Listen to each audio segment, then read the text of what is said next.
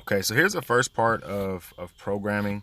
And this is where most people are going to start, whether you're a beginner or someone who's been in it for a while. And it kind of depends, again, like I said, it always depends on what your goal is. But hypertrophy or muscle building is going to be important for everyone, right? Because muscle is going to be, if your goal is weight loss, muscle is going to be your fat burning furnace. If your goal is to get stronger, you need to build more size so you have more cross sectional area to apply force with. And if your goal is strength, for the same reason.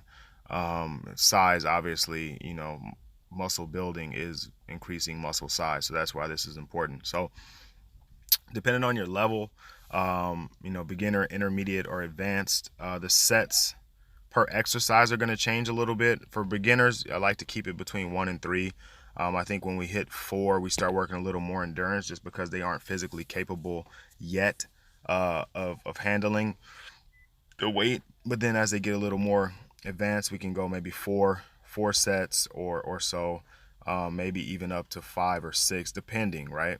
And I know there's some programs like German volume where you might get 10 sets of 10, right? Where we put in a lot of volume because that time under tension helps to build more muscle, right? So again, it depends on your level. That would be a way more advanced program.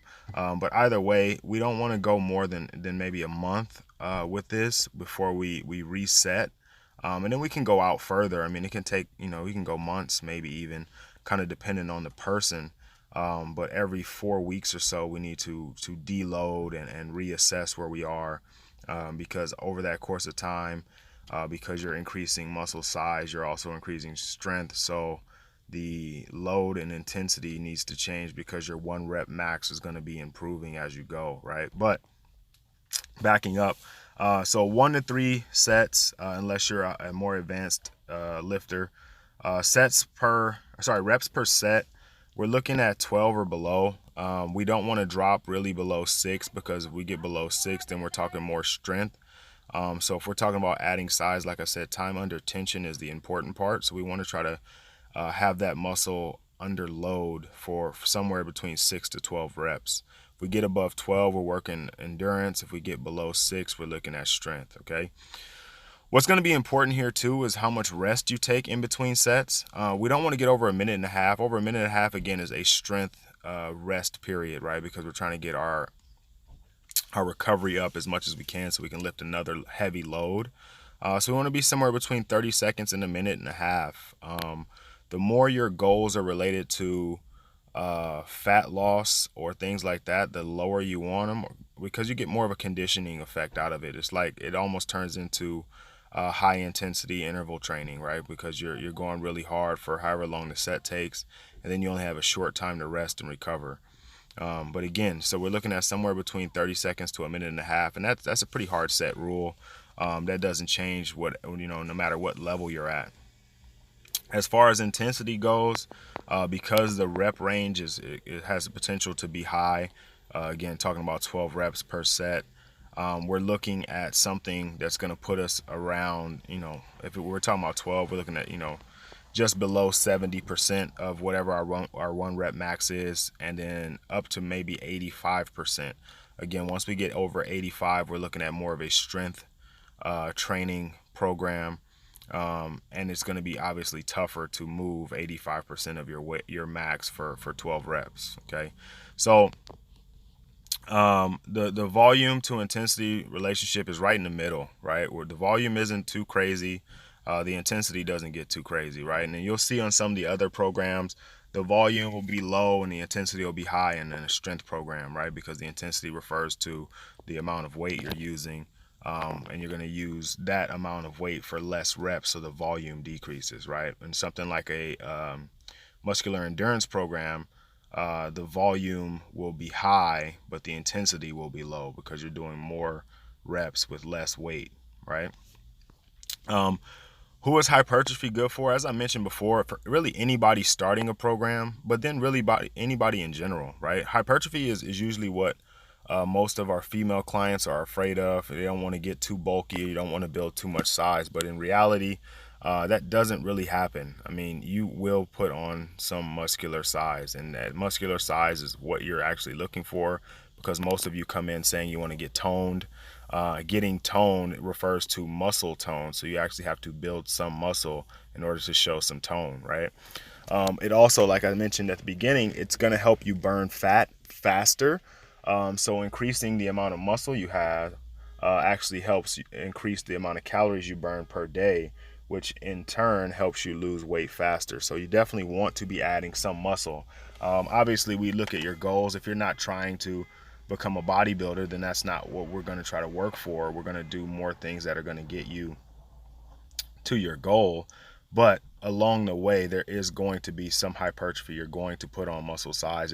It's inevitable, but it's also going to be good for you. What I think happens too is we start to look at the scale a bit much, and as we're putting on muscle size, you're going to see the scale either kind of plateau, where we're not losing maybe as much weight as we were initially because we're gaining muscle.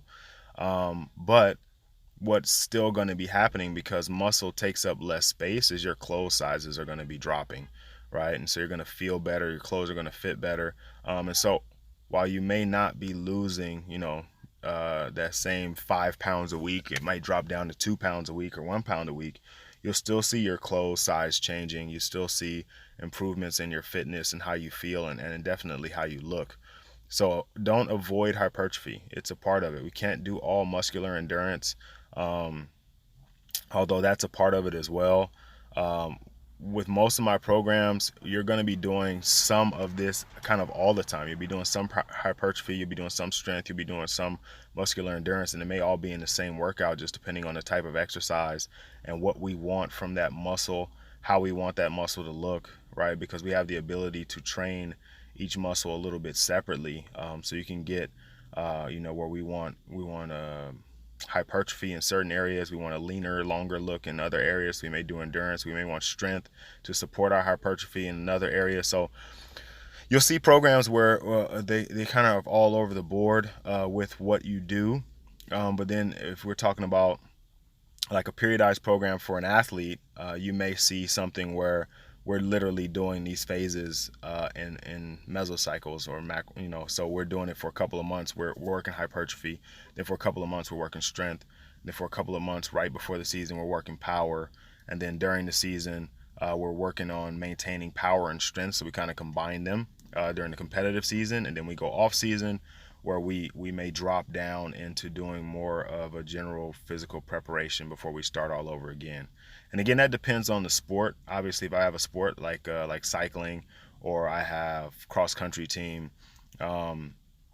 those time frames are going to change a little differently.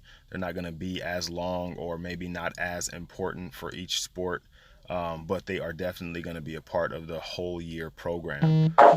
So after going over this, what I'll do is I'll put out a hypertrophy specific program, just like a week, like I said, that'll show you what it looks like over a week, what I typically put out there, and then you can kind of see what you should be doing per